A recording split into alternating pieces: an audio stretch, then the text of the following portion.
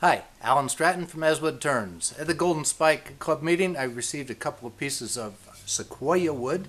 I decided to turn one into a bowl. And I got a long way along with the bowl when suddenly I heard a pop. It had cracked across the end grain. The wood was just a little bit wet, and it decided to crack at that point. So I was really down in the dumps. And what am I going to do? Is that going to be firewood? Because it looked just like this one. And so I went out and got another piece of that same sequoia and turned this bowl. The other one looked exactly like this one. Well, is it firewood? Is it for pyrography practice? In the end, I decided to cut it up and try something. Now, I tried some of this a while ago where I took a broken bowl and put it in some resin and such, but that didn't go over very well. So this one is a little bit different. It's more like a flower bowl. A little bit of padauk here in the middle that needs to be glued in, and a base also. So would you cut up a perfectly good bowl to make a flower, or would you use that to salvage a bowl? So which one? Do you do a good bowl, or do you do a flower, or do you let the circumstances dictate? Let's do it. Since this block of sequoia has one flat side and I don't anticipate needing to adjust the edge, I'm pressing the wood against a flat wood faceplate using pressure from the live center. Then, using my favorite large bowl gouge, I'm starting to form the exterior. My first target is the bottom corner, starting from the bottom so that the gouge is cutting side grain. At first, it is rough going since I cannot ride the bevel, but as more wood is removed, cutting becomes much easier and I can turn up the speed. As usual, I need to cut a tenon. For this bowl, I want a small outward lip. In one sense, this seems to be a waste of wood since I will cut away more wood in order to expose the lip. Then again, why not? If I want a lip, that is the best way since I don't want to glue in other wood.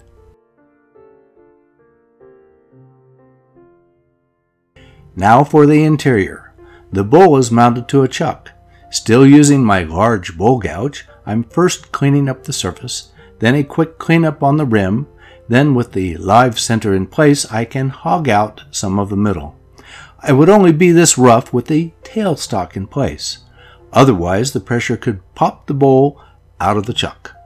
With that done, I can remove the center spigot and continue hollowing the bowl with lighter, more controlled cuts.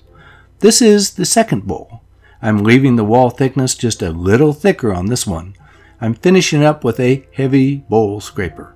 Of course, I measure a couple of times to check the thickness as it approaches the bottom. The actual bottom does not matter yet since the tenon is there. After this is a thorough sanding. For the first bowl, I heard a loud pop while sanding. Such a sad, frustrating sound.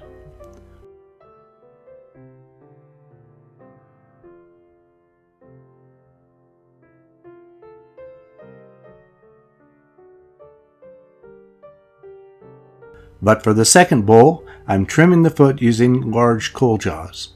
I'm removing most of the tenon and reducing the foot to something appropriate to the look of the bowl. The curve of the bottom is uniform across the bottom, excepting the minimal foot.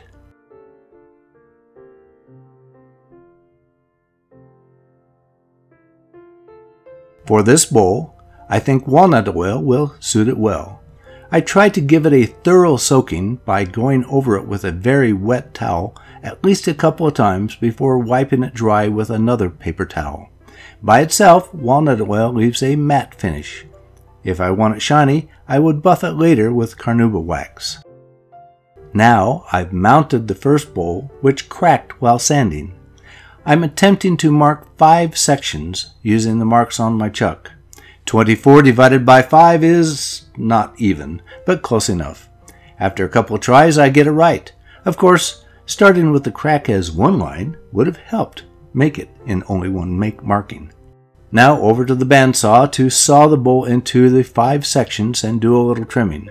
I finish up the trimming on the disc center.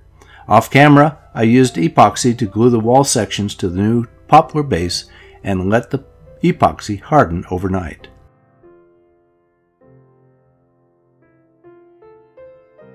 But now I have an ugly blob of epoxy in the center of my bowl. I've mounted the now flower bowl and want to drill out the center to receive a new contrasting plug. Easy does it. This bowl seems a bit fragile now. I only want to go about a 1/4 inch deep. For the base that I glued everything onto, I now need to clean up the epoxy drips on the side. I am not liking this poplar color for this bowl. I'm carefully reducing the diameter of the poplar before parting the bowl off from the poplar. For a new base for the flower bowl, I mounted a piece of padauk to the face of my jaws with live center pressure. After rounding the wood, I'm cutting a tenon before reversing the wood. Next, I'm cutting a mortise to fit the short base I left on the bowl. Fitting a mortise to a tenon is hard. It is so easy to overcut.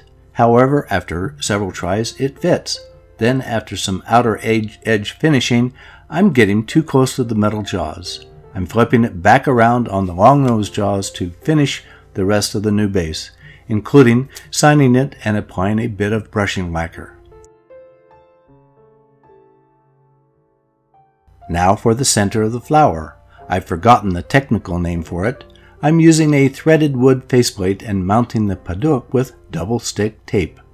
After sizing it for the center, I rounded it over, sanded, and applied lacquer. But when I went to part it off, the tool rest knocked it off the faceplate.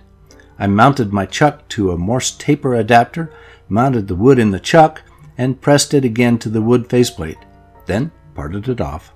This and the new base I'll glue to the bowl with epoxy.